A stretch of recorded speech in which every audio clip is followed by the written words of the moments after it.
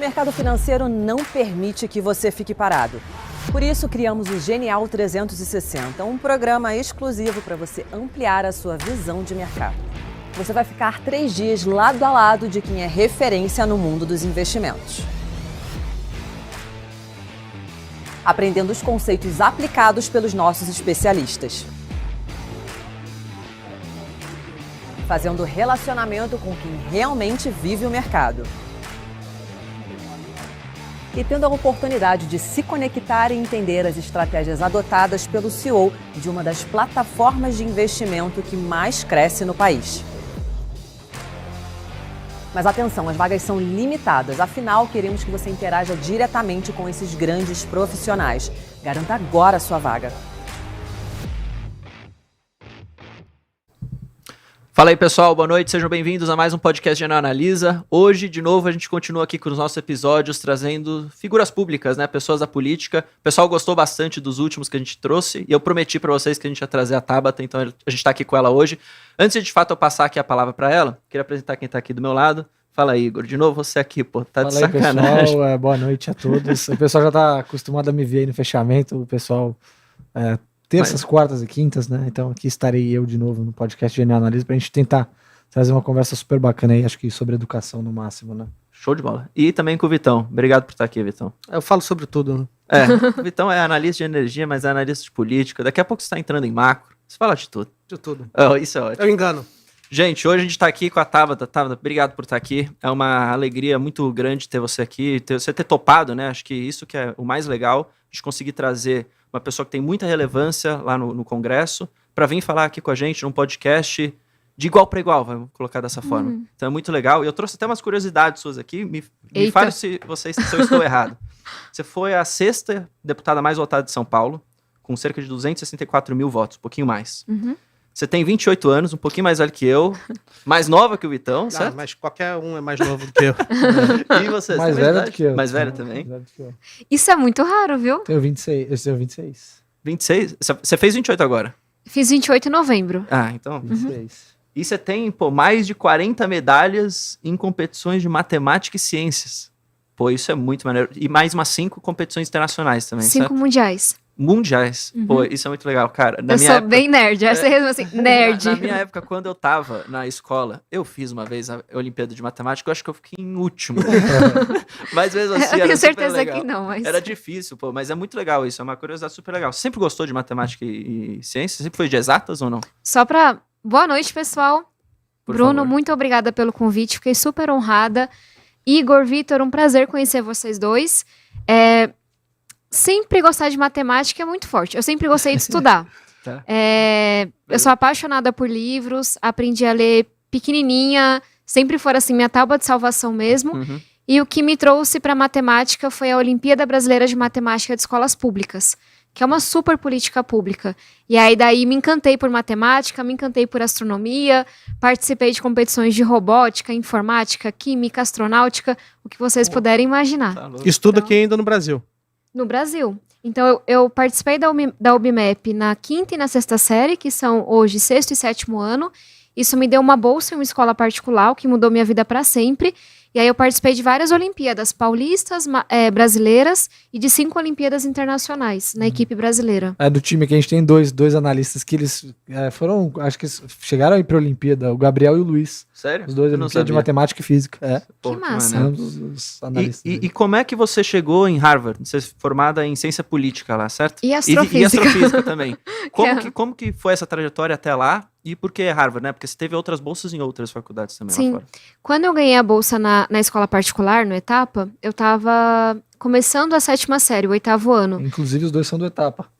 Você também é do Etapa, não? Os dois Os analistas caras que eu falei que que fizeram a fizeram a Olimpíada. É capaz de eu conhecer, se eu ver, sabia? Eles têm a minha idade, eu acho. Pô, talvez... Te mostra a foto. Né? Tá, depois a gente olha. Enfim, ganhei bolsa no Etapa.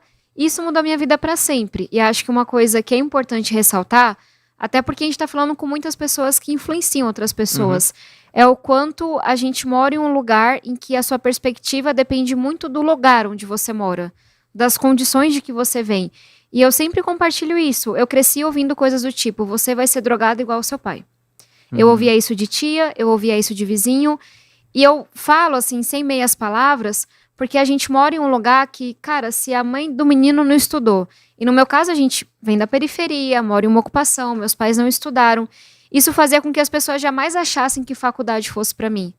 E você ouve coisas do tipo, não é só a desigualdade do transporte, da alimentação, do dinheiro, é a desigualdade do sonho, do horizonte, do que você almeja. E aí quando eu fui pro Etapa com bolsa, todo mundo lá só falava de faculdade. A pergunta era que faculdade que você vai fazer? Se é ITA, se é INSPER, se é Unicamp, Unifesp, Harvard, MIT. E eu quero ressaltar quão bizarro é isso. Era a mesma Tabata. A mesma Tabatinha, no caso.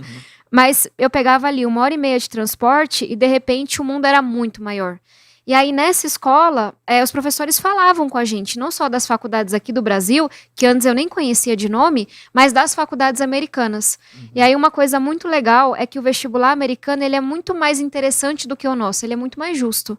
Eu prestei vários vestibulares aqui no Brasil, passei em física na USP, foi o único, queria ser cientista, e passei nas 6 melhores faculdades americanas. Princeton, Yale, Harvard. Por quê? Porque não é só a prova. Eu fiz a prova a primeira vez, eu não tirei a nota mínima no TOEFL, no SAT, que é tipo o Enem e a de proficiência deles. E aí eu podia fazer no mês seguinte de novo. Tirei a nota mínima, longe de ser bom, mas tinha a carta de recomendação. Meus professores falavam de mim, cabia a minha história, cabia quem eu era ali.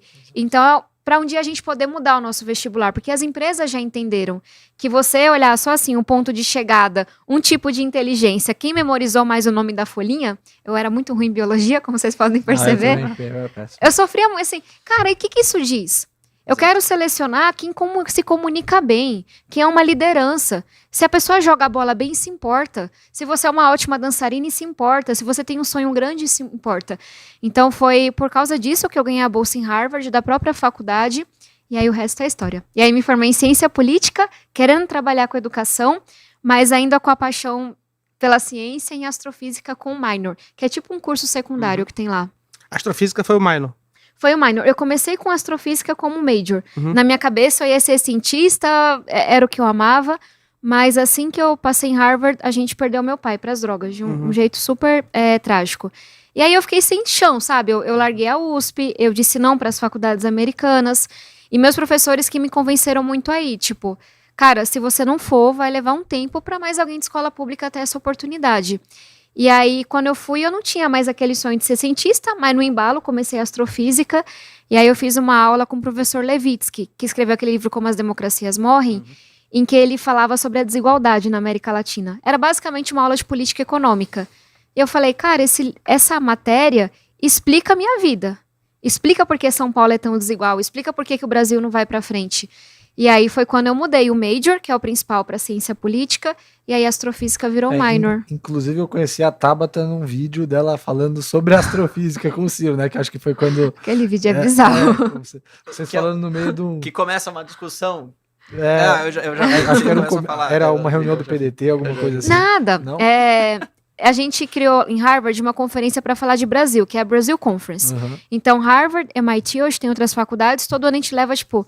Gente muito massa. Eu participei desse ano, tava lá com Dizila, Djamila Ribeiro, aí tem ministro do STF, todo mundo. E aí, a regra era, você tem que falar seu nome e seu curso e fazer a pergunta. E aí eu fui na palestra do Ciro Gomes, eu não conhecia antes e nem mantive contato depois. Mas eu falei, meu nome é Tabata e eu faço ciência política e astrofísica. Aí ele começou a falar de umas teorias lá. Aí eu, tá bom. Você compreende que, o multiverso é uma possibilidade? E aí vai embora. Mas nessa época você não era deputada nem nada, você nem pensava na política. Nada. Ainda. Assim, eu fazia ciência política, então eu tava começando a acompanhar. Eu cresci muito distante da política, porque, especialmente na zona sul de São Paulo, a política que a gente tem é a da compra de votos. É a das mesmas famílias, é a da corrupção. Então, assim, tipo, não quero mexer com isso, é coisa de quem não presta. Tanto que eu não fiz parte de movimento estudantil, Grêmio, Juventude Partidária, eu tinha pavor. Mas eu achava que o curso de ciência política ia me ajudar para trabalhar com educação pública. Então, eu estava começando a acompanhar, mas assim, talvez nem soubesse explicar muito bem naquela época que era esquerda, direita, eu não gostava mesmo. E aí depois virou completamente. Pô, muito massa. Eu ia perguntar por que você entrou na política tão jovem, mas você acabou comentando, né? E aí eu queria levantar um ponto aqui. Você falou do ensino técnico, né? E da questão também do vestibular. É muito engraçado, porque na Europa, para eles importa muito não só não é uma prova que define a carreira profissional da pessoa. Então, o currículo, o desempenho do aluno ao longo De toda a de toda a trajetória. trajetória importa muito. Então, era engraçado, porque eu, como intercambista, né, fiquei 1 ano em Portugal estudando, as pessoas se importavam muito em tirar notas boas. Enquanto que você tirar uma nota na média era muito mais fácil que na minha faculdade no Brasil. Então, assim, para você tirar um 5 na faculdade onde eu estudei, era assim, super difícil. Você tinha que ralar pra caramba. Mas lá, você ia lá pra fora, pra tirar uma nota 10, né, que é o 5 deles, era tranquila. Pra você tirar de 17 pra cima, isso aí era um milagre. Aí, porque o pessoal se dedicava, e o pessoal se dedicava de verdade. Porque aquilo importava e também engajava em algumas outras E eu coisas. acho que esse modelo de educação, não vou me aprofundar muito, mas eu Não, sou por favor, pô. apaixonada pelo modelo de educação integral. Uhum. Não esse puxadinho que a gente vê em São Paulo de só dobrar as horas, mas tipo realmente integral, assim. Você coloca todo mundo pra pensar projeto de vida. Desde pequenininho. Qual que é seu sonho?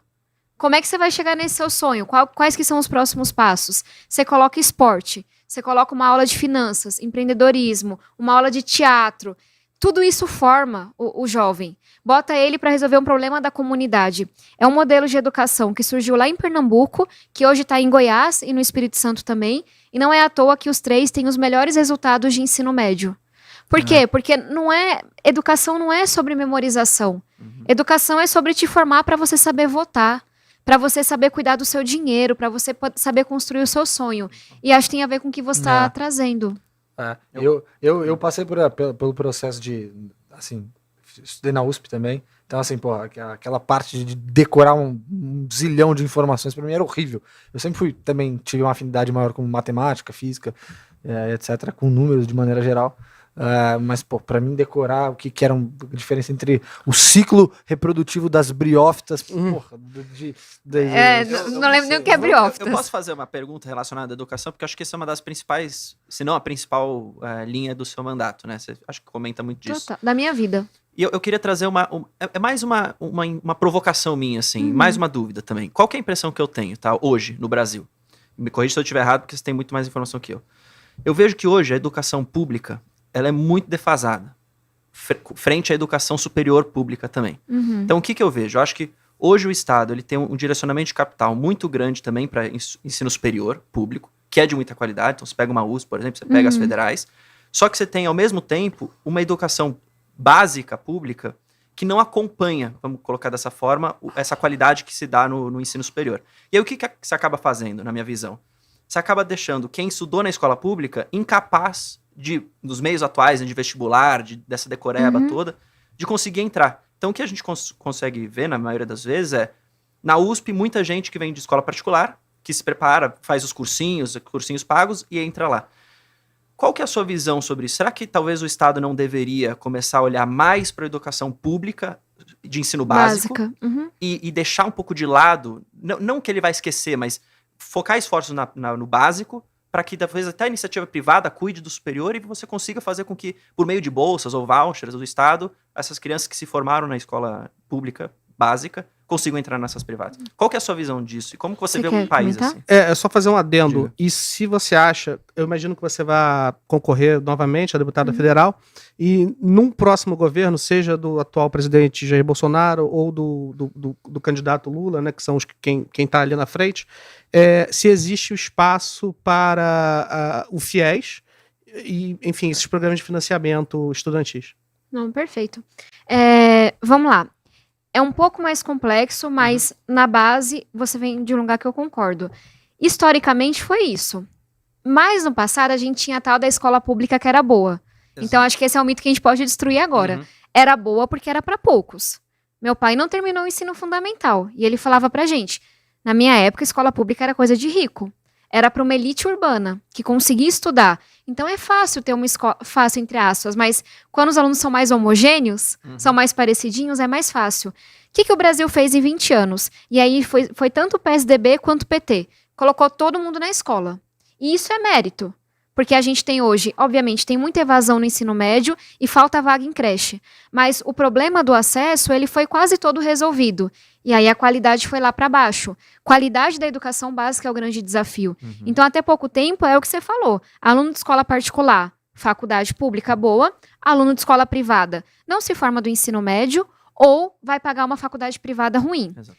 Por que eu falo que é um pouco mais complexo? Porque algumas políticas públicas, SISU, ProUni, quando a gente fala de boas faculdades privadas, como é o caso da PUC e por aí vai, e a lei de cotas mudaram o perfil de quem faz faculdade pública. Então, se eu não me engano, esse é um dado do ano passado. Foi a primeira vez que metade dos alunos da USP estavam vindo de escola pública. E isso me dá muita esperança, porque a gente sabe que a USP forma quem está aqui na Genial, forma os melhores advogados, forma os melhores médicos. Então, eu acho que vai começar a ter uma mudança de perfil. E aí, só para te responder em relação a financiamento, eu acho que sim, dá para trazer mais recursos privados para o ensino superior.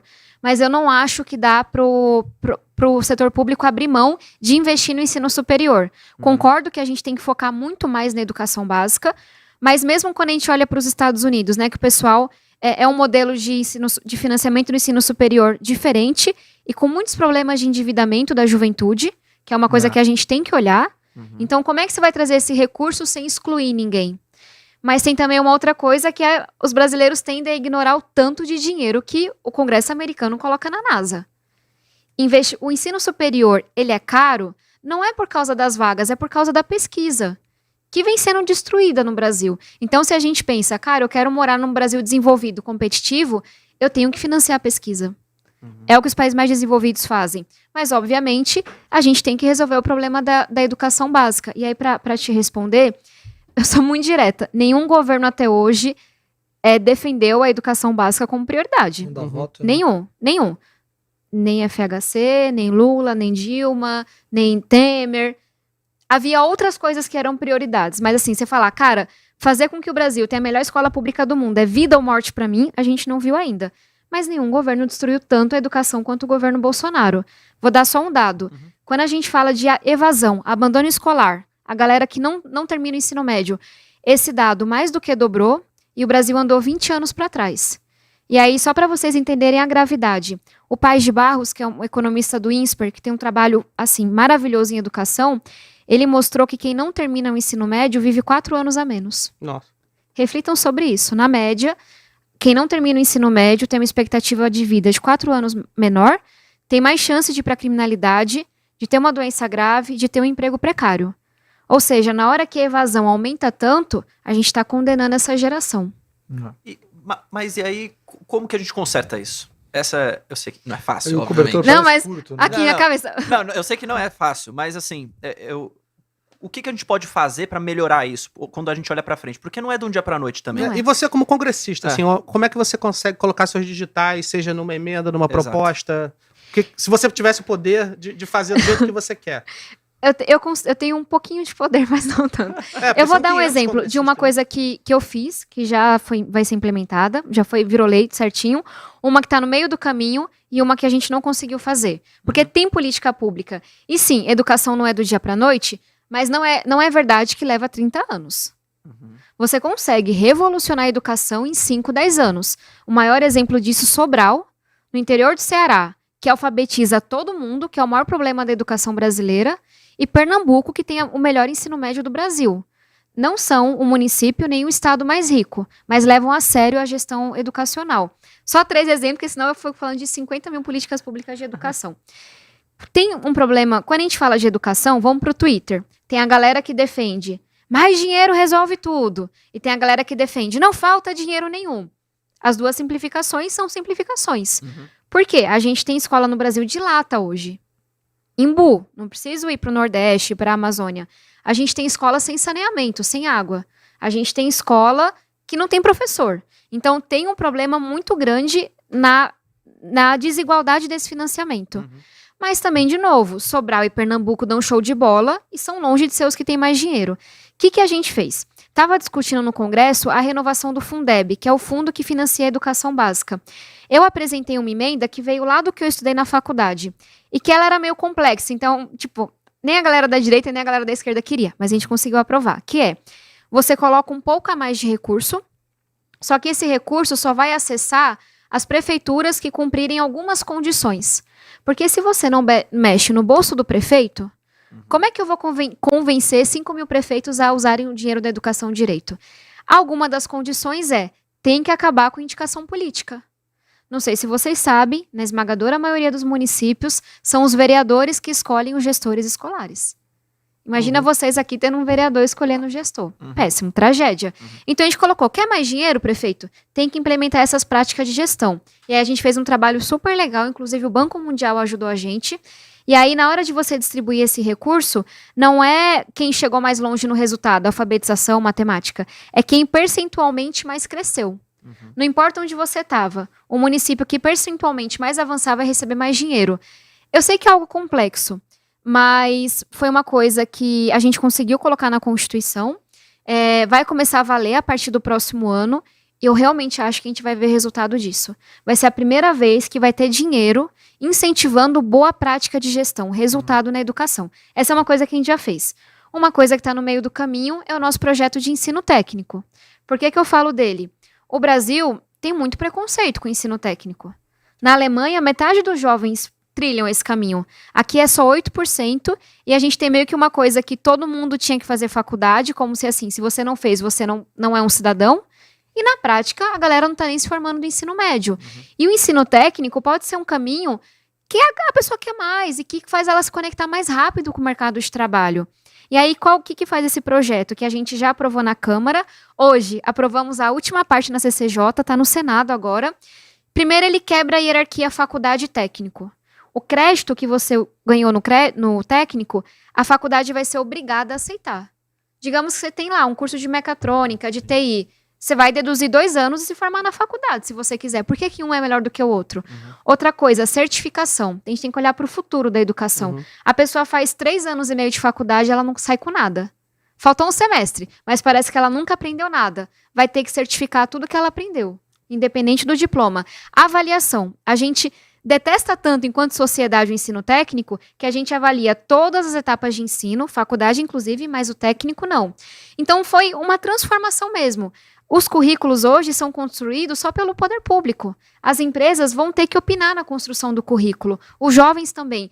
Então, eu olhando assim, o futuro da educação do mercado de trabalho, como que o técnico pode avançar. E aí, última coisinha, só para dar um exemplo do que a gente não conseguiu ainda, eu falava da evasão do abandono escolar. O Paz de Barros calculou que antes da pandemia, então esse valor mais do que dobrou, a gente perdia 214 bi por ano com a evasão escolar, 3% do PIB. Porque diminui a expectativa de vida, cai a produtividade, aumenta os gastos de segurança, de saúde. E aí tem uma pesquisa, um estudo que foi feito em Niterói, Rio e México. Opa, salve Niterói, minha cidade. Ah, meu pai foi criado em São Gonçalo, ali do lado. Nossos vizinhos. Boa. O que ele fez? Ele mostrou que você pagar uma poupança para o jovem de baixa renda diminui até 1/3 a evasão escolar e aumenta o rendimento de toda a turma. O que é isso? Terminou o primeiro ano? Vou falar Eu acho que o José Márcio Camargo, que é o nosso macroeconomista, teve alguma coisa a ver com esse trabalho também, não tenho certeza. Depois me conecta com ele. Vamos ver. Porque o Brasil é a terra que a gente faz política pública chutando, assim, tive uma boa ideia. É muito raro ter política pública testada, e a gente tem que ter essa cultura. E essa foi uma testada. Você dá você deposita a bolsa, R$600 quando terminar o primeiro ano, 700 quando terminar o segundo, 800 quando terminar o terceiro. E o jovem só pode sacar tudo no final. Essa poupança, ela tem um custo de 1,7 bi, sendo que o custo da evasão é por baixo de 214 bi. E funciona, foi testada. Então essa é uma política pública que eu espero, se eu estiver lá no que vem, poder votar. E desculpa focar de novo na questão do financiamento, porque essa aqui é uma casa de investimentos, de análise, e existem ações de capital aberto que são influenciadas por essa questão do financiamento. Então, por exemplo, você descreveu a questão do currículo, mas antigamente, principalmente no governo Dilma, você tinha a figura do Pronatec, por exemplo. Existe algum trabalho nesse sentido de financiar, de fomentar via bolsas, usando dinheiro público, naturalmente, ou por enquanto a gente está falando só da mudança curricular, que inclusive eu achei muito boa, diga-se de passagem. O marco legal do ensino técnico, ele muda o arcabouço, a estrutura. Quando você propõe avaliação, certificação, tudo isso, ele não vai na linha do que teve no passado de dizer como que isso vai ser financiado e criar um projeto que a gente nem sabe se vai funcionar. Por que eu falo da avaliação? Hoje, eu não sei te dizer quem faz melhor ensino técnico. Se é o Sistema S, se é o Centro Paula Souza, se é São Paulo, se é o Mato Grosso do Sul. O que a gente não avalia... não tem como saber. Não existe. É uma coisa besta, mas a gente tem que avaliar. Eu sei que Sobral é tão bom, e Pernambuco também, porque a gente tem um IDEB. tem a Prova Brasil. Então, você entende que é mais assim, é uma política estruturante. Então, vai criar avaliação, muda a forma como faculdades e técnicos se relacionam, mas é o governo federal do momento que vai escolher como que vai financiar. E aí a gente coloca que o governo vai ter até 1 ano para escrever a Política Nacional de Ensino Técnico. E aí, eu acho que depois que a gente avaliar, você tem que ver. O setor privado está fazendo bem? Vamos trazer vaga no setor privado. Tem alguma rede fazendo bem? Centro Paula Souza é uma referência, por mais que a gente não tenha os dados ainda hoje. Então vamos, vamos expandir as vagas do Centro Paula Souza. Então, a nossa preocupação não foi em dar uma resposta imediata. Faça assim. Vamos criar condições para a gente avaliar, conectar com o futuro e conseguir expandir o ensino técnico. Meu irmão é formado no Paula Souza, né? Ele fez ETEC e depois entrou na USP, inclusive. Deixa eu fazer a pergunta da reforma tributária que a gente fez. O que acontece?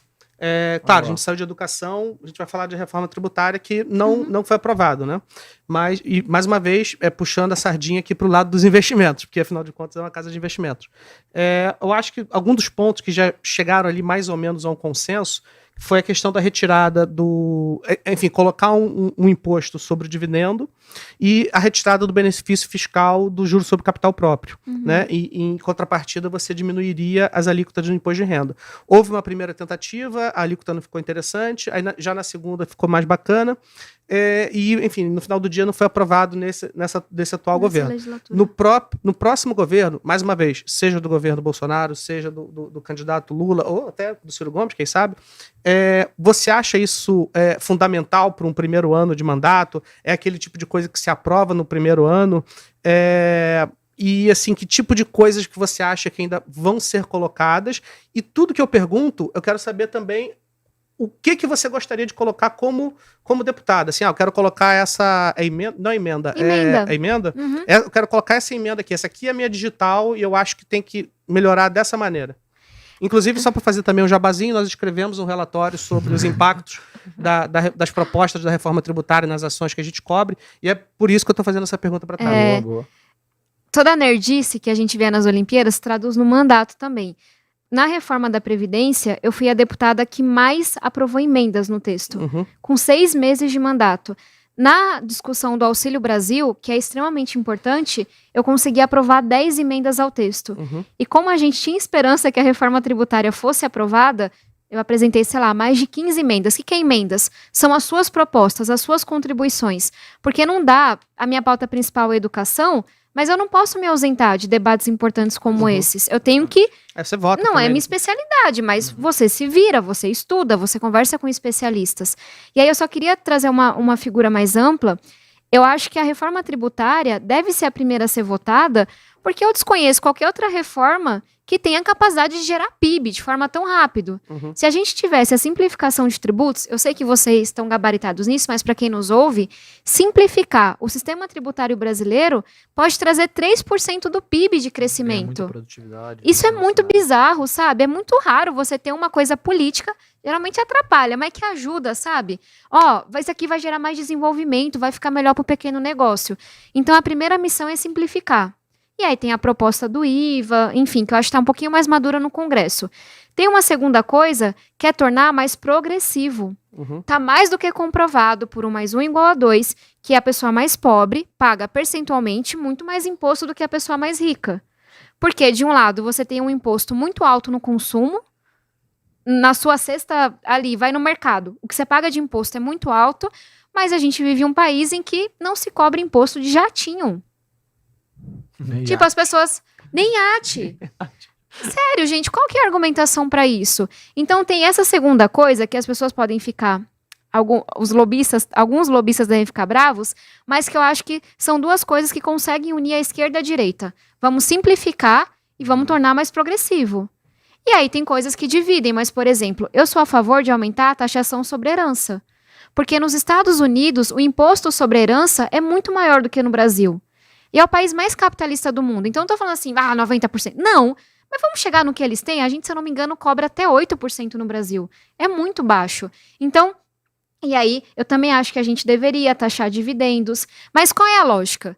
Que a gente não seja esse sistema, porque assim, no Brasil, vai aumentando, e aí quando chega no patamar de renda, acho que é perto de uns 40 mil, cai percentualmente o que você paga de imposto. Que pelo menos se mantém igual, sabe? Porque senão tá o trabalhador pagando muito mais imposto do que a pessoa que é bilionária. E como, supondo, por exemplo, eu acho assim, quando a gente olha para o governo Bolsonaro, enfim, a proposta eles já colocaram, a gente sabe mais ou menos qual é o desenho. O que inclusive, assim, você anunciou o apoio ao candidato Lula, etc. Quando você conversa, digamos assim, com a turma do candidato Lula, existe algo de diferente que eles gostariam de adicionar em relação ao que vem sendo proposto? E segundo ponto, você acha que é algo para ser discutido num primeiro ano de mandato? Sobre o seguinte aspecto. Nessa legislatura foi para a reforma da Previdência. Era aquela bala de prata que, independente de quem fosse eleito, ia ser discutido. Você acha que está nesse mesmo patamar a reforma tributária, assim, em termos de interesse? É algo que o PT tem interesse de aprovar no primeiro ano de mandato? Antes de anunciar o meu apoio ao PT no primeiro turno, e depois acho importante a gente dizer, porque eu tenho uma missão de convencer as pessoas que Bolsonaro não dá. Tá, e só abrindo parênteses, supondo que ele venha a vencer, sabe? Sempre abrindo esse parênteses. Sim. Antes de anunciar esse apoio, eu tive uma conversa muito longa com o presidente Lula, quem eu não conhecia, eu nunca tinha estado com ele antes. E a gente falou sobre algumas políticas públicas que eram importantes para mim pautar antes de anunciar esse apoio. Uma delas foi ensino técnico, e eu levei justamente essa pergunta. Olha, o PT investiu muito no ensino superior. Eu realmente acho que a hora é de investir principalmente na educação básica e ensino técnico. E foi muito legal, porque a gente debateu esse marco legal do ensino técnico, e se eu não me engano, ontem mesmo ele fez um tweet falando sobre ensino técnico, que não foi uma das marcas do governo Lula, foi a questão mais do ensino superior. Então foi um debate. O outro debate foi sobre orçamento secreto, que eu acho que a gente também deveria falar aqui. É um absurdo, independente de quem vença. A pessoa não vai governar se não acabar com o orçamento secreto, e ele também se comprometeu a acabar com o orçamento secreto, e a gente falou sobre a reforma tributária. E o que eu ouvi do presidente Lula é que essa é uma prioridade para primeiro ano de mandato. Que ele acha que tem que fazer, que une as pessoas, e até tem uma outra coisa. Todas as manobras tortas do Bolsonaro que vem destruindo a nossa economia, a institucionalidade, também criaram um problemão pra gente. A PEC dos precatórios, não sei o quanto que vocês debateram, ela vai acabar com o nosso país. Porque assim, é uma bomba que vai ficando cada vez maior. Então, e a própria questão do ICMS, o governo Bolsonaro demonstrou não entender que o preço do combustível é resultado também de estabilidade do país, de política externa, de moeda.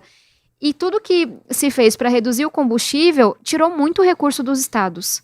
Então, uma visão também que está se criando se não for por meio de uma reforma tributária que reconstrua o pacto federativo, porque o dinheiro está em Brasília, mas a política pública está no município.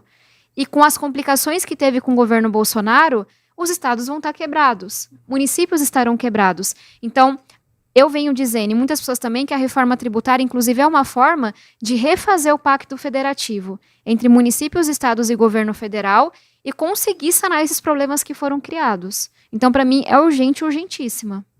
Posso voltar na pauta da educação? Calma, eu queria fazer uma pergunta vai lá, que tem a ver com isso. Vocês que mandam. Não, a minha questão era o seguinte, mais nesse ponto das reformas. Você se posicionou a favor da reforma da Previdência lá em 2019. E isso criou o murmúrio com o partido, enfim, criou aquela treta. Vou colocar essa forma, treta. A treta. Criou a treta. E aí a grande pergunta que eu fico é: muitos políticos de esquerda são contra qualquer tipo de reforma. Porque falam que não dá para fazer uma política social com tanta reforma ou com tanta responsabilidade assim. Vou colocar dessa forma, vai.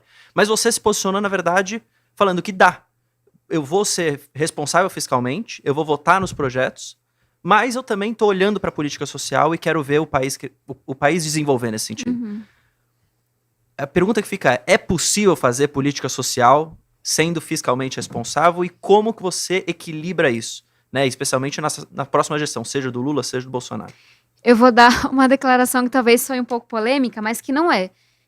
O voto a favor da reforma da Previdência foi um dos votos mais de esquerda que eu já dei. E eu concordo, extremamente foi extremamente corajoso. Concordo. Parabéns, inclusive. Obrigada. E eu quero explicar isso por quê? Porque as pessoas mentem alucinadamente no Twitter. Mas o povo precisa entender o que está acontecendo. Vamos lá. A gente tem um Sistema Único de Saúde.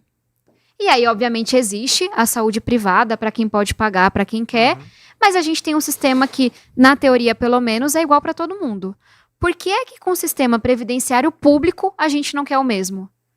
Por que é que tinha gente de esquerda tolerando que político se aposentasse, congressista, com 40 mil reais por mês, com dinheiro nosso? 2 mandatos, não é isso? Exato. Era 2 mandatos. Ai, se eu já me não engano. sei, Acho que era- porque se eu você- já entrei e falei, Não, sou eu contra, acho que né? se você tivesse 2 mandatos, eu sei. É isso aí. tinha essa você visão. já se aposentava e ganhava Isso eu não 40 sei, pau mas era pro assim. resto da vida. 40 Eu acho que mil é isso reais. O que a gente fez com a reforma da Previdência depois das emendas do Congresso? E, de novo, eu fui a deputada que mais aprovou a emenda. A gente, quando você olha para o trabalhador que recebe até um salário mínimo, que é de onde eu venho. Minha mãe foi diarista a vida toda, meu pai era cobrador de ônibus, meus tios são porteiro. É essa galera que eu represento, não é a galera que faz lobby em Brasília. Para essas pessoas, a reforma da Previdência não mudou nada. Ainda mais, ela diminuiu a alíquota de contribuição dessas pessoas. O que a reforma da Previdência fez foi acabar com privilégios, como a aposentadoria de político de 40 mil reais, e aproximar as regras de quem estava aqui no meio a quem estava aqui embaixo. Porque ninguém da minha família se aposenta por tempo de contribuição. Quem é pobre se aposenta por idade mínima. Então, assim, tem voto mais de esquerda do que esse você dizer que você vai ter um sistema que é igual para todo mundo, que você não mexe a base, mas que você aproxima as pessoas, e quem quiser ter uma aposentadoria diferente dos mais pobres, que contrate um sistema privado de previdência. Então, sabe, assim, eu até me exalto, porque os nós que algumas pessoas dão para dizer que isso é ser contra o povo, para esconder os privilégios que estavam lá, são revoltantes, na minha opinião. E aí, essa questão... Cara, para responder a sua pergunta, Bruno, eu não só acho que é possível, como eu acho que é o único caminho.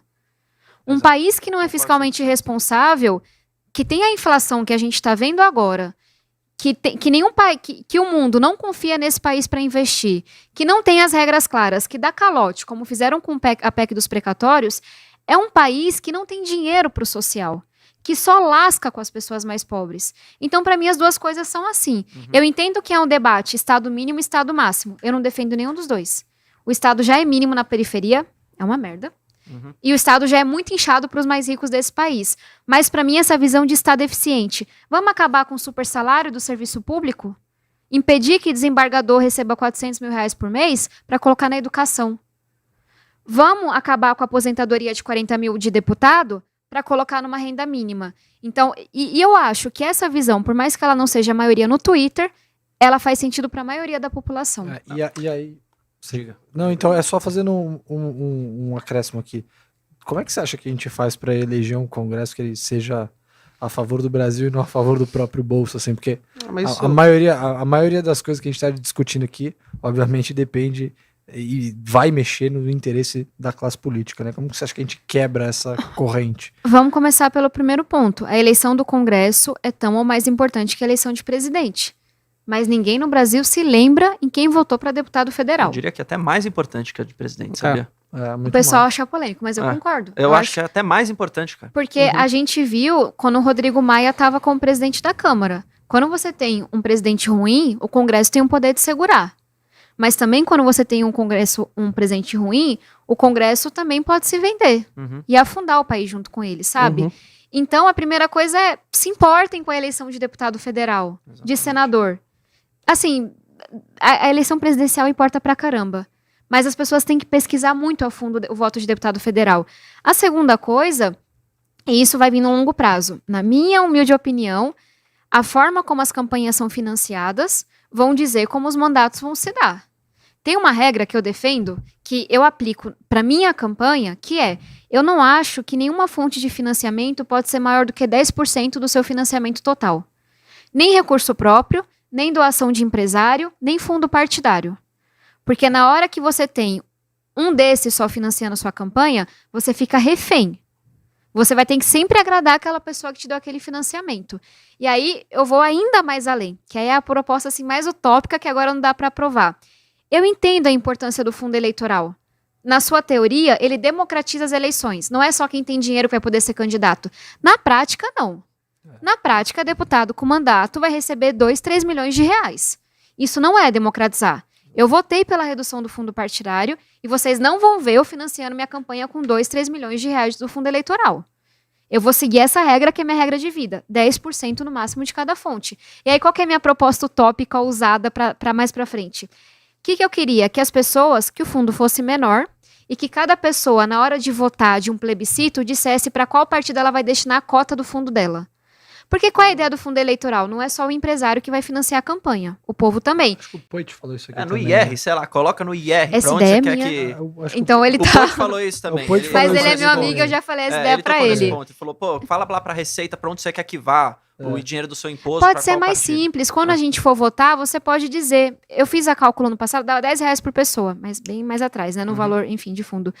Vamos falar assim, ó, gente, eu quero que meus R$10 vá para o PSB, para o MDB, para o Novo. Pronto. Aí os partidos vão ter que se matar para convencer o povo de que merecem aquele Que merece recurso. pegar o dinheiro, exato. Essa é a minha proposta. Vamos ver se um dia a gente Não, eu A consegue. gente tá falando aqui de equilíbrio fiscal. Eu tenho uma pergunta que veio diretamente da nossa equipe macro, então eu vou dar uma baixadinha aqui para ler na minha colinha.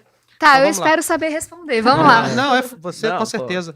Vamos lá. O presidente Bolsonaro aumentou o auxílio de R$400 para R$600 até o final desse ano.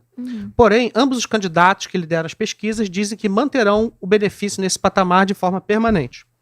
Economistas calculam que para que o Auxílio Brasil se torne permanente em R$600, seja necessário acomodar entre 50 e 60 bilhões em novos gastos.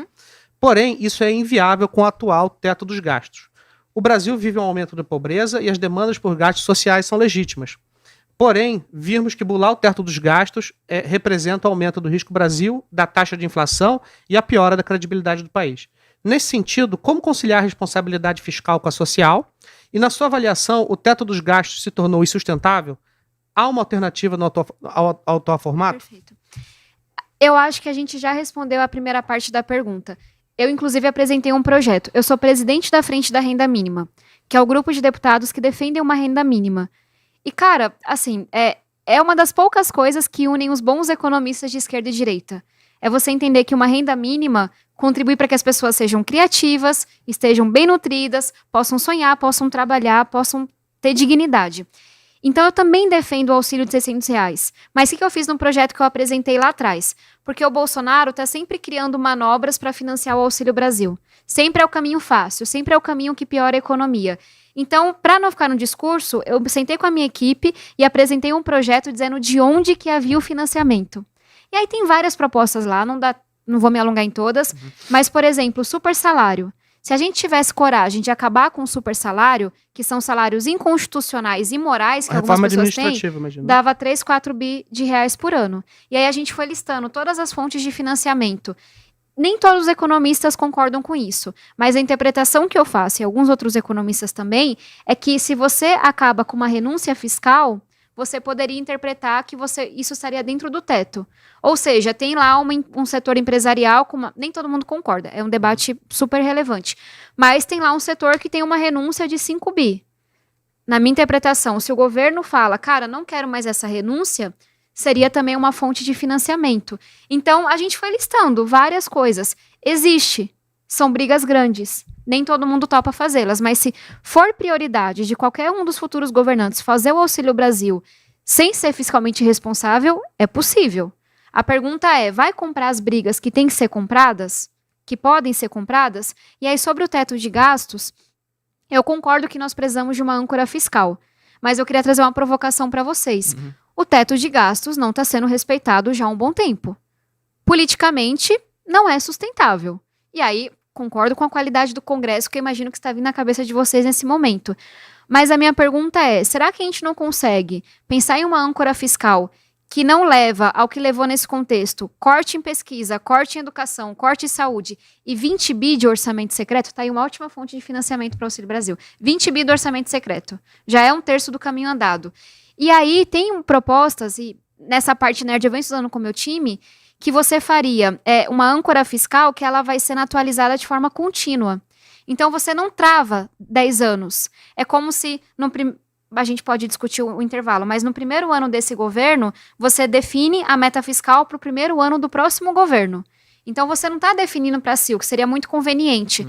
E aí no segundo ano do governo, você vê como é que está a economia, se o país cresceu, você define para o segundo ano do outro governo, entendeu? Então, dessa forma, não fica uma coisa travada 10 anos. A gente vai vendo conforme a economia vai mudando. Foi a melhor alternativa que eu encontrei até aqui. Mas a gente tem que parar e estudar. Agora, do jeito que tá, eu não acho que é sustentável. Eu acho que de renúncia fiscal, se não me engano, são 300 bilhões, algo do tipo, né? Se eu não me engano, as renúncias eram o dobro do que o Brasil investe em educação. Minha preocupação aqui, de novo, vou trazer o que eu tô pensando sobre isso tudo. A gente já tem um teto de gastos que, nem tem teto, vou colocar assim, nem tem nos teto. últimos anos não foi respeitado. Mas a grande questão é, você apoiou o Lula, mas vai ter teto se o Lula for eleito também? Porque ele já vinha falando que também não tinha que ter e também não apoiaria, e os governos passados do PT também foram assim. Então, entre um e outro, para falar de teto, será que não é meio a mesma moeda, assim, nesse sentido? Porque um já não é responsável, para colocar dessa forma, que é o governo atual. E o outro também não vai ser. Então, pra onde que a gente vai parar, assim? Essa que é a grande ideia, porque a gente sempre falou muito dessa questão. Eu tô entrando numa pergunta agora mais política, assim, de eleição, tá? A gente sempre falou, vamos tentar uma terceira via, vamos tentar uma pessoa diferente, mas sempre fica nos dois polos, sempre, todas as eleições. Primeira questão é, será que algum dia a gente vai ver no Brasil alguma terceira via? Será que isso realmente é factível? Ou a gente sempre vai ficar nessa polarização 8-80, que na verdade você tem muitas diferenças, mas você tem muitas coisas iguais, por exemplo, que é muito populismo, não respeito um pouco responsável fiscalmente, vamos colocar dessa forma. Como que você vê isso, sabe? Porque você apoiou o Lula, você explicou o porquê, mas será que isso não seria um problema no atual governo? Por muito tempo, Bruno, eu defendi a tal da terceira via. Porque eu acho que mais importante do que ganhar de Bolsonaro é reunir esse Brasil. É unir o Brasil. É reconstruir o Brasil na área econômica, na área ambiental, na área social e educacional. Mas nós estamos a 59 dias da eleição. Não existe uma terceira via viável. Vocês entenderam o que eu quis dizer, ficou meio repetitivo. Sim. E quando a gente está a 60 dias da eleição, eu preciso ter coragem e lucidez para entender a gravidade do momento. E eu realmente não acho que Bolsonaro é uma opção e que eu preciso me posicionar. E o mais próximo que a gente tem em termos de viabilidade de uma frente ampla é a chapa Lula-Alckmin. E eu acho que o gesto de ter trazido o Alckmin para ser vice do Lula é um gesto de moderação. É um gesto de abertura ao diálogo. Até porque me parece que as ideias para a economia, para a área fiscal do Alckmin sejam muito parecidas com as ideias de vocês. Se a gente olha para as falas dele, para o governo dele, para as conversas que eu já tive com ele. Então, essa é uma chapa de moderação. Mas eu vou ser ainda mais provocadora. Nós tivemos uma tentativa de terceira via em 2014, que era a candidatura do Eduardo Campos, que infelizmente faleceu de uma forma muito trágica, mas que vinha para quebrar uma polarização. Nem de longe tão grande quanto a de hoje, mas sim. Mas eu vou um pouco mais atrás. Se nós tivermos o que nós tivemos com os mandatos do FHC e os mandatos do Lula, eu tô contemplada. Porque foram mandatos de centro-esquerda. Nem sempre as pessoas do PT gostem que eu lembre a elas que o governo do Lula foi muito parecido com o governo do FHC. Foi. A primeira coisa que o Lula Mas fez foi uma reforma da Previdência na época, né? E a Dilma também tentou fazer a reforma da Previdência, mas não conseguiu porque politicamente estava fragilizada. Mas então, eu não sei qual é o governo que vai ter. Eu sei que meus ideais e convicções seguirão os mesmos. Que eu vou continuar lutando, vou continuar fiscalizando. Mas uma parte de mim acha que essa frente ampla, e acha mesmo, de Lula-Alckmin, vai ser mais parecida com o que a gente teve com FHC e Lula. E aí a parte que a esquerda não gosta, porque acha que foram completamente diferentes, o que não é verdade. Mas só o tempo vai dizer. E eu concordo com você. Poxa, nós precisamos olhar para frente e ter candidaturas que unam o nosso Brasil. Isso foi o mais perto que a gente chegou até aqui. Se a gente vai depende de quantos jovens entrarem na política hoje. Porque também tem isso, depois da ditadura, os jovens foram trabalhar, foram ganhar seu dinheiro. Política era uma coisa de quem não prestava, de quem queria fazer corrupção. Nossos jovens precisam fazer uma opção diferente. Abrir mão de dinheiro, abrir mão de uma vida mais tranquila e ir para a política. Para que daqui 10, 20, 30 anos, a gente tenha mais opções. Sim, não, faz total sentido. Eu só fico triste, vou colocar dessa forma, porque a gente, sei lá, parece que sempre fica essa polarização, entende? Porque, tudo bem, tem 59 dias para eleição, mas, pô, a gente teve muito tempo, sabe? Tinha muito tempo para se discutir, vamos formar uma terceira via, e sempre ficou naquele, vamos, aí tinha vários gatos pingados e tal. Aí todo mundo Última provocação que eu tenho que controlar. Eu sei que eu tô falando isso, talvez não é nem muito tema, mas é mais por essa questão. E eu fico falando, pô, talvez escolher mais do mesmo, sabe? Ou Lula, que já tava aqui, que já veio, que, pô, o PT tava envolvido em um monte de problema. Vou colocar dessa forma aqui, tá? Bolsonaro é a mesma coisa, e a gente fica sempre nessa, eu fico, pô, a gente tá discutindo aqui futuro do país, a gente tá discutindo propósito de educação, a gente tá discutindo coisa pro futuro, que é tão legal, e aí você fala, pô, mas quem que a gente tá discutindo na outra ponta, sabe? É o mais do mesmo. Isso me deixa um pouco chateado, assim, colocar dessa forma. Eu só acho importante dizer que eu não acho que são comparáveis. Em 2018 eu votei no Ciro no primeiro turno e votei no Haddad no segundo turno. Uhum. Foi meu primeiro voto ao PT numa eleição nacional. Eu não sou tão velha assim, mas eu comecei a votar em 2010. E eu nunca tive dúvidas que entre Bolsonaro e qualquer coisa, o Bolsonaro nunca teria o meu apoio. E eu respeito quem pensa diferente. Convivo com muitas pessoas que pensam diferente. Mas como mulher, como alguém que vem da periferia, que vem de escola pública, pra mim, Bolsonaro não se compara a nada. A comparação não é com quem é mais corrupto, não é com quem fez... A gente tá falando de um presidente que chamou os embaixadores de outros países pra dizer que nossas eleições não eram limpas. Que papelão, pra dizer o mínimo, sabe? A gente tá com quase 60 milhões de pessoas que não vão ter todas as refeições ao longo da semana. Então, assim, eu só acho, respeitando diferenças, mas eu preciso dizer que pra mim não é comparável. E aí, em relação à terceira via, eu também trabalhei muito por ela. E queria muito que ela se concretizasse. Mas o povo é soberano. Não teve voto? Exato. E a gente tem um vácuo de liderança. Não dá pra gente escolher um candidato e achar que o povo vai ter que concordar. Nós estamos falando das figuras mais populares que o Brasil já teve desde a sua democratização. O problema aqui é falta de liderança. É falta de gente, e até em termos de idade. A pessoa mais próxima que a gente teve foi Eduardo Campos. A gente não vai formar novas lideranças de centro-esquerda, de centro-direita. É isso, porque não existem figuras desse tamanho, mais novas no Brasil. As que existem são muito novas para concorrer. Talvez lá na frente você tenha essas figuras, mas hoje elas são muito novas. Faz sentido. Essa é a última pergunta? Ou não? Quase. Você quer fazer a Quase. sua? Eu tinha uma lá de educação que ficou... Foi mal. Não, faça, foi mal. Igor, Eu trouxe, faça. eu trouxe aqui a polêmica, mas eu queria saber a sua opinião também. Então foi mal. Não. Você quer... É que eu queria acho que queria A gente vai arrematar. responder sua pergunta. Você escolhe... No tema, né? É que é engatada do tema. Você não vai esquecer não, né? Não. Mas essa pergunta é muito uma deixa pra ele fazer essa pergunta que a gente combinou. Você deixou a bolinha quicando. É só chutar pro gol. É Pô. só chutar Tô pro até gol, com então receio vamos lá. dessa pergunta dele. Vamos lá. Daqui a 7 anos, você tem 28 anos. Hoje você tem 28 anos, daqui a 7 anos você terá 35 anos. A idade mínima para poder se candidatar à presidência. Podemos esperar uma candidata à presidência da República para a corrida presidencial de 2030, da Tabata Amaral? As pessoas sempre se decepcionam com a minha resposta. Tá zero no meu horizonte esse negócio. É porque você deixou a bolinha quicando. Mas calma, Não, também mas- tava zero a ser deputada Total. também. lá atrás. Mas assim, não é pra se decepcionar. Quando eu tava falando, é claro que assim, tem muita gente que tá junto comigo. Eu, Felipe Rigoni, Renan Ferreirinha, João O Campos. Felipe Rigoni é legal, eu gosto dele. Assim, são meus melhores amigos da política, que eu acho que vão ocupar grandes espaços. Mas a gente também tem outras pessoas, sabe? Tem o Eduardo Leite, que talvez tenha, sei lá, sido muito novo para essa disputa.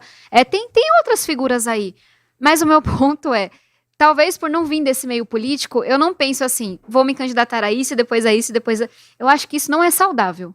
Tipo, as pessoas, quando elas só pensam na próxima eleição, elas não têm coragem de votar de forma impopular como eu já votei.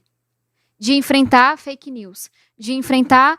Porque você tem que ter a tranquilidade de saber, cara, se eu não vencer uma eleição, Deus me livre e guarde. Eu espero estar lá no que vem. Se Deus abençoar o povo votar, né? Não custa uma superstiçãozinha. Mas eu vou trabalhar. Eu já fiz um bocado de coisa. Já fui babá, sei bordar, fui trainee da Ambev, trabalhei em rádio, escrevo. Eu vou trabalhar. Porque é a mesma Tabata. Eu consigo olhar as pessoas no olho. Eu me olho no espelho e eu tô tranquila. E eu acho que quando você vira esse vale tudo por um cargo, esse vale tudo por uma eleição, é aí que você se perde. E também porque os nossos últimos presidentes, não necessariamente, são as pessoas que mais me inspiram no mundo. Quem me inspira mais é um Anísio Teixeira, é um Darcy Ribeiro, sabe? Pessoas que mudaram a educação.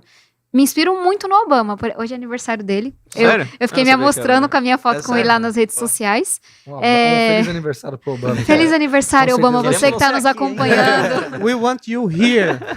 Mas sabe, assim, só não é o que me move. E eu acho que tá tudo bem. Que o que me mova seja que a gente tem a melhor escola pública do mundo. Então, Imaginem a gente conversando a futura presidente ou presidenta? Já não sei se Tanto mudou o faz. português. eu acho que os dois presidente, podem Acho que hoje. os dois são liberados. Tá liberado. Futura presidente. Imagina a gente conversando hoje, hein, com a futura presidente do Brasil. Bom, Pô. 2030. Se você ganhar para presidente de 2030, você tem que voltar aqui. Rapaz, Tem eu uma acho isso promessa. tão... Oxe, se um dia eu for Pronto, presidente, eu ó, volto aqui, tá com feito em certeza. Só que deixa eu pegar só um minuto para falar aqui com o pessoal direto, só para deixar claro aqui, tá? O pessoal tá falando aqui no chat. Gente, a ideia do podcast aqui é de trazer as figuras públicas pra gente trazer as diversas opiniões políticas de todos os lados. Pô, Bruno, qual que é a sua opinião? Não interessa, pô, qual que é a minha Segredo. opinião. Eu sempre falo isso, pô. Porque a gente aqui como casa de análise, a gente tá disposto a trazer quem quiser vir. Então, tá, obrigado por vir, você veio. Pô, venham outras figuras. Quem quiser vir aqui, vai vir. E eu acho que isso é legal porque, de novo, quem tem o poder de votar leis, quem tem o poder de escolher o rumo do país, vai afetar o seu investimento, vai afetar a sua vida. Então é legal que as pessoas entendam isso e estejam abertas para o debate, mesmo que elas não concordem. E não concordem com 100% às vezes. Eu costumo falar isso, eu falo, cara, eu adoro ver e ouvir as pessoas que eu concordo zero. Porque de alguma forma, alguma coisa eu vou aprender. Eu falei isso Ou hoje com uma alguma pessoa. coisa, sei lá, eu vou talvez aprender e falar... pô, Mais tô do que opinião, eu adoro entender como a pessoa chegou naquela opinião. Qual Exato, foi o raciocínio exato, por trás. exatamente. E eu acho também importante falar para as pessoas que estão em casa que quando a gente traz um deputado federal, um ministro, alguém relevante para a política, não é uma questão de você gostar dele ou votar nele. É uma questão da pessoa ter o poder decisório de tomar medidas que vão afetar a sua vida e os seus investimentos, porque aqui nós somos uma casa de análise. Uhum. Então a gente Exatamente. pergunta a reforma tributária, qual é a sua opinião, quem vai ser eleito, a Questão do educação, teto, próprio teto. teto dos gastos. Então tudo isso faz preço em bolsa e aqui é uma casa de investimentos, pela quinta vez que eu estou falando. Então a gente traz pessoas importantes, relevantes, com boas ideias, que faz relatorias importantes, que se posiciona para você tomar as suas decisões. É mais ou menos esse o nosso papel. Eu queria a gente tá chegando no finalzinho. Você tá esquecendo do seu Ah, amigo. sua pergunta. por Não, favor. então, é porque, Por favor. é porque a gente foi falando, não quis atrapalhar, mas a gente estava falando da questão da educação. E assim, um grande problema que eu vejo que existe hoje no Brasil é a formação de professores, né? E assim, embora a gente vai, no ideal, né, a gente vai estar destinando mais recursos para a educação básica, como que a gente faz para mudar o cenário, principalmente na formação de professores? Ou talvez tentar tornar a profissão mais atrativa, enfim. Eu concordo 100%. Pra mim, O porque cobertor parece curto, né? professores é o fator mais importante do resultado da educação. Tem muito estudo mostrando isso. Assim, se pega várias variáveis. Uhum. Quão bom é o professor é o que mais vai determinar quão exitoso você é na sua formação. E aí, quando a gente olha para a profissão professor hoje no Brasil, é extremamente desvalorizada. Os professores brasileiros são aqueles que mais sofrem violência no mundo inteiro. É pior aqui do que em algumas ditaduras, para a gente ter uma ideia. São mal formados. Muitos deles são aqueles que vão pior no vestibular, ou seja, também tiveram uma educação ruim. Enfim, vários problemas. E aí a questão da formação, ela é essencial. Vou falar de Sobral bem rapidinho, que é um município, pessoal, que tem o melhor nível de alfabetização do Brasil. Eu trabalhei em Sobral, eu fui morar lá para entender o que estava acontecendo. E como paulista, né, eu era muito zoada. E o secretário uma vez falou para mim, eu nunca importei um professor de São Paulo. Os melhores professores do Brasil nasceram aqui. Por quê? Sobral criou a melhor escola de formação continuada do Brasil. Tem muito município que acha que formação em serviço é uma palestra inspiracional. Neles, não. Métodos pedagógicos. De como que você lida com diferentes inteligências. Então, tem que pegar essa formação inicial, que é extremamente teórica. É como se o nosso médico fizesse filosofia da medicina, sociologia da medicina, história da medicina, mas não pegasse num bisturi. Não aprendesse a operar. Então, tem que ser uma formação mais prática, tem que investir em formação continuada. E aí tem outras ideias que foram testadas do tipo, dar bolsa para os melhores alunos do ensino médio de escola pública se tornarem professores. Vale a pena pagar. Outra coisa, pagar mais o professor da pior escola, da escola da periferia. É uma coisa que também foi testada nos Estados Unidos. Tem muita evidência, tem muito estudo que a gente poderia aplicar. Boa. Desculpa. Não, porra, foi ótima a pergunta. Troquei o tema. Não, foi ótimo. A gente tá acabando nosso tempo. Eu queria te deixar o minuto final aqui para você falar direto com o público. A gente tá deixando esse espaço para todo mundo. Para você, enfim, se quiser convencê-los a votar em você ou falar o que mais interessante para eles saberem, fica à vontade, o espaço é seu. Pode parecer doidice, mas mais do que assim, se alguém gostou das minhas ideias e puder votar em mim nas eleições desse ano, eu vou ficar muito feliz, estou prezando. Mas mais do que isso, gente, assim, sendo muito sincera, nós precisamos melhorar a qualidade do Congresso. E isso não é sobre esquerda e direita. Algumas coisas são, mas nem tudo é. Eu sonho com um dia em que eu vou debater com pessoas que têm um diploma de realidade, que não estejam ali para levar dinheiro para casa, não estejam ali procurando cargo, mas queiram resolver o problema do saneamento, queiram resolver o problema da educação básica. E eu conheço pessoas boas, honestas, da esquerda à direita. É claro que eu sempre vou lutar pela minha visão de mundo, que é uma visão de centro-esquerda, que é uma visão que não busca Estado mínimo nem máximo, busca um Estado eficiente. Mas eu quero ter bons interlocutores de esquerda e de direita. E eu sempre brinco e já fizeram um teste. Se você me procurar e falar, Tabata, eu sou de tal estado, de esquerda, eu vou ter alguém para te recomendar. Se você falar, Tabata, eu sou de direita, eu vou ter alguém para te recomendar. Porque tem muita gente boa. Tem muita gente boa chegando. Então, eu acho que o convite é para que as pessoas não se ausentem desse debate. Se você for esperar o santinho chegar até você, vai ser de alguém com muito dinheiro, que com toda certeza está financiando aquela campanha de forma errada. Então, se você não pesquisar, não entrar nas redes sociais, não ler matérias de bons jornais, você não vai conhecer os candidatos. Os melhores não são os que fazem mais campanha, os que têm mais dinheiro. Então, é um convite para as pessoas deixarem essa apatia de lado, que eu entendo, porque a política frustra pra caramba, mas falarem, é comigo. Eu vou dar o melhor voto em deputado federal que eu puder.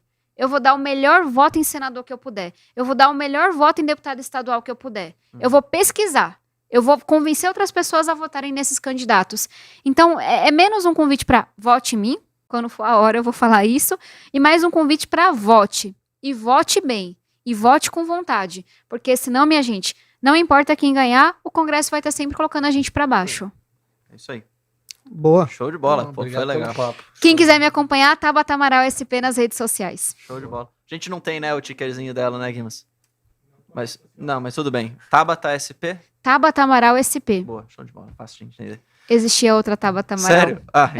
Tudo bem. Enfim. Mas agora vão te achar. Obrigado, Tabata. Foi super legal. Fica o convite, a promessa, se você for eleito presidente em 2030 para voltar para cá. E mesmo assim, se você for, enfim, continuar o mandato na próxima eleição, fico com o espaço aqui aberto para você vir, a gente discutir. Às vezes um podcast só sobre educação, pra gente falar só sobre... Acho que é super legal. A gente traz nosso economista aqui também, que fala bastante sobre isso. Tá ótimo. Valeu, Vitão. Pô, obrigado, Tabata. Igor, um prazer, legal. pessoal. Show de Adorei a bola. conversa. Obrigado. Valeu, pessoal. Tamo junto, pessoal. Um abraço. Falou.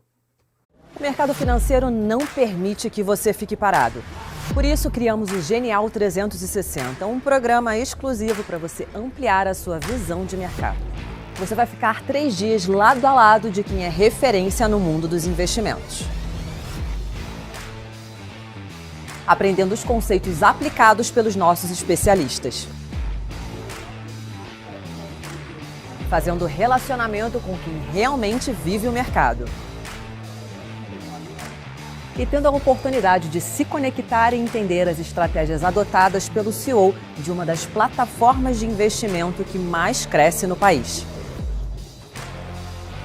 Mas atenção, as vagas são limitadas, afinal queremos que você interaja diretamente com esses grandes profissionais.